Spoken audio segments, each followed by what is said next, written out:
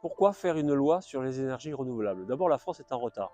Notre objectif fixé en 2009 était d'atteindre 23% d'électricité renouvelable, nous ne sommes qu'à 19%.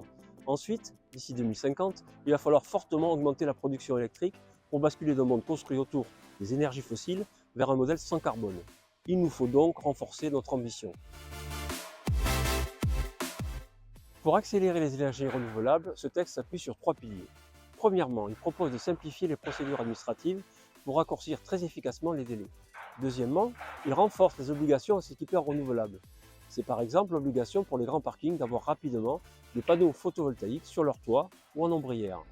Troisièmement, il renforce l'acceptabilité de ces énergies. Désormais, si une entreprise installe dans votre ville du renouvelable, elle devra vous accorder une remise.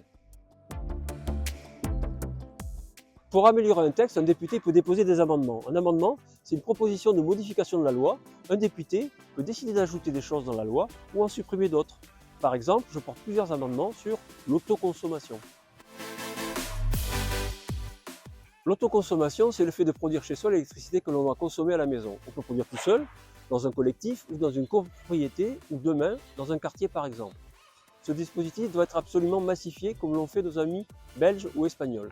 Cela permet d'avoir une production au plus près des besoins pour éviter que le rural ne devienne l'usine à électricité de la ville.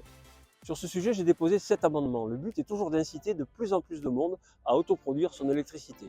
Pour cela, je propose certaines modifications techniques qui vous simplifieront la vie, mais aussi des mesures très fortes comme l'exonération d'impôts sur la revente d'électricité ou encore une ouverture du marché pour vous faire bénéficier de meilleurs prix. Je veux aussi renforcer la consommation collective, notamment pour faire du lien entre les bâtiments publics et les logements sociaux qui les entourent. Il faut que les écoles, les centres d'impôts ou encore les CAF puissent produire de l'électricité et l'envoyer vers les plus précaires quand ils ne les utilisent pas. Par exemple, on pourrait utiliser l'énergie produite par l'école de quartier pendant les week-ends ou les vacances pour les immeubles courts.